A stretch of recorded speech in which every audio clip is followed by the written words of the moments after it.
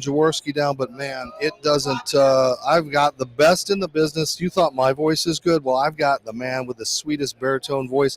You know him. He's even, you're not allowed to say what he says because he's got it copyrighted. But the legendary Michael Buffer joining us for a couple of minutes right here on Radio Row. And thanks for taking the time to sit down with us and be a part of what we got going on, Michael. Dave, my pleasure. After hearing your voice now in my headphones, I'm like, oh my God, I got to compete with this guy. Great voice. Come on, Well, Dave. thank you. How did you start? I mean, you've been in this business for a long time, but obviously to get that voice known, especially early on competing, how did you get where you got? I was making a living as a model, and it sort of led to doing a few commercials in the Philadelphia area where I was born and raised. And I'm watching the fights in the early 80s, and all these fights were in Atlantic City those days, 3-4 nights a week. A ring announcer gave a split decision score. My oldest son, Michael Patrick, not a junior, but Michael Patrick Buffer. He's like 13 at the time. He says, Dad, you could do that, because he'd seen me do a few commercials or something. As a sports fan and a boxing junkie, I'm like, yeah, it's a 60-minute drive. Maybe I can get my foot in the door. And I finally got a chance to do it, $150. And I'd get to watch the fight, which is really what I wanted to do. I remember the first time I did it, it was like Flop Sweat City, handshaking, and offered to buy those recordings from everybody. But I got my foot in the door, like I said, and it just kind of took off. Where did you come up with your catchphrase? I mean, it wasn't like, hey, let's get ready to fight, or don't punch below the waist, or like, where did you craft, Dave, there was no such thing as a catchphrase. And the only reason I started it, not to bring attention to myself, because when I first started doing this in 82, 40 years now, it was the electronic age, where the fighters come to the ring with all the music and the lights. So the crowd is all amped up. Then the ring announcers were introducing everybody in the boxing commission. Then the 4 doctors, 3 doctors, 3 judges, the referee, and if it's a world title fight, then that president and his supervisor. They were killing the crowd. I mean, it literally wiped out the electricity that was in the air when the fighters came to the ring. So I wanted something that would give you that gentlemen start your engines moment, like, okay, the race is going to begin. Okay, now you're going to meet the stars of the show, the fighters. And I tried, ladies and gentlemen, fasten your seatbelts, or man your battles. Nothing there. And the great Muhammad Ali was known for his, at the weigh-in and the press conference, he was, I'm so pretty, rumble, young man, rumble, so that little bit of a phrase was there, and I started to say, let's get ready to rumble, and it just evolved into what you hear today. We see in movies, we see everywhere, but it was amazing to see you and that electricity that you brought to these. I mean, it's not like those playoff games needed the extra, but every time you did it, bam, we had either an overtime game or some magic thing. I mean, what was it like to kind of change your world a little bit and be part of that NFL world?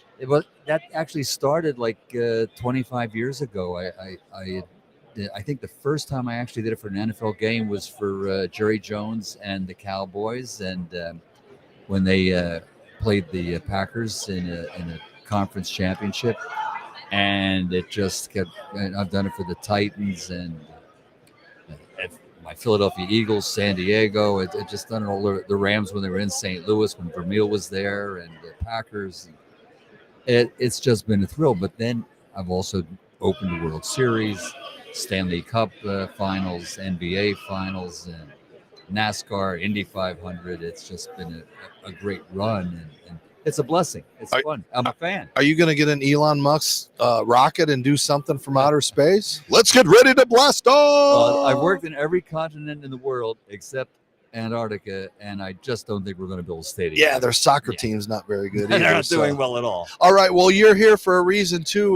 We have a wonderful, lovely lady behind you showing us. Jen. Hi, Jen. There she is. Pop over here. I want you to see what she has here. Come take a step over here and take a look at. So what is this belt, and what are you representing here today? Triller and Triller Fight Club presents Triad Combat, and it's a combat event where boxer meets MMA fighter, and they've adjusted the boxing rules, and it gives the MMA fighter and boxer they're meeting on more of a level playing ground. The ring is a triangle, the corners are sharper, and it keeps the guys out in the middle of the ring. The gloves are made so that their fingers and hands can work, but they still are used like a punching glove. The MMA guy can grab the shoulders, grab the arms, manipulate. There's no choking or headlocks or anything, but it sort of balances out the field of combat. And who's your assistant today? This is Jen. Thanks for being a part of this. I was a wrestler, so do you guys feel like you might want to sign me up and be a part of this kind of thing? Like, I can come out of retirement. I got a little bit of Sounds stuff good in me. to me, man. Hey, it'd be a good gimmick. I mean, sex sells, so All right. So, you making a pick? I mean, are we going to see you on the field for the Super Bowl? No. The NFL comes in, they take over, and their plans have been like made for 90 days in advance. Oh, but as for a pick, and I've said this in the other interviews, not just to be political and not want to offend either side or anything. I can't make a pick, but I will predict defense is going to win this game. In other words, somebody has to stop. Each team has a knockout punch. Defense has to come up, and Cincinnati, they're going to have to stop Cooper Kupp and Odell and whatever happens, and Stafford being able to hit those guys. Akers is back as a running back. And for Cincinnati, they're going to have to step up and do what they did in Kansas City. That was unbelievable. 18 points down, and for 35 minutes, they then only gave up 3 points and came back. Yeah. And that was defense. You give that guy the ball, and he's going to win. Well, it's been an honor to have you here. And real quick, I've always wondered, like, how do you copyright a catchphrase? Register trademark, just like intellectual property. You have to show to the feds in D.C. that it's usage and that you use it and you make a living from it and you basically own it. And you get a trademark. It's been a trademark for almost 30 years. All right. Well, hold on a second. I have $20 right here. I'll give you that. You nice. Take that. If we can look at the camera, can we do a catchphrase together in 3, 2, 1? That's something I've always dreamt of doing. So look right here in the camera right there. We'll go in 3, 2, I want to hear from you. Let's get ready to rumble.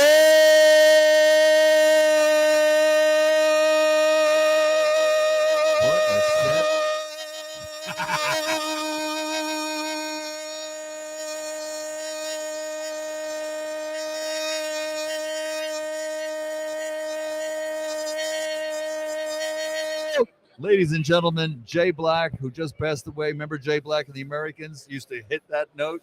You just topped him. Dave, can we get one job. from you? Great job. I can't hold it that long, but now for the thousands in attendance and the millions watching around the world. Ladies and gentlemen, let's get ready to rumble.